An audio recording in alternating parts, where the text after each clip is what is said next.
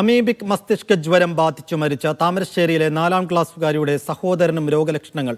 7 വയസ്സുകാരനെ Kozhikode medical college ആശുപത്രിയിൽ പ്രവേശിപ്പിച്ചു.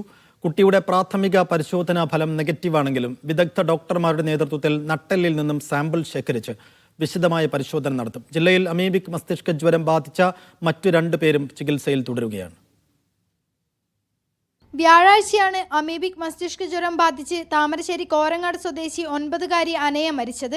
ഇന്നലെ അനയയുടെ ഇളയ സഹോദരനെ പനിയും ഛർദിലും മൂലം കോഴിക്കോട് മെഡിക്കൽ കോളേജ് ആശുപത്രിയിൽ പ്രവേശിപ്പിച്ചു. കുട്ടിയുടെ സ്രവ സാമ്പിളുകൾ പരിശോധനയ്ക്കായി അയച്ചിരുന്നു. പ്രാഥമിക പരിശോധനാ ഫലം നെഗറ്റീവാണെങ്കിലും രോഗലക്ഷണങ്ങൾ നിലനിൽക്കുന്നതിനാൽ കുട്ടി നിരീക്ഷണത്തിലാണ്. വിദഗ്ധ ഡോക്ടർമാരെത്തി നട്ടെല്ലിൽ നിന്നും സാമ്പിൾ ശേഖരിച്ച് വിശദമായ പരിശോധന നടത്തുമെന്നാണ് ആശുപത്രിയിൽ നിന്നും ലഭിക്കുന്ന വിവരം.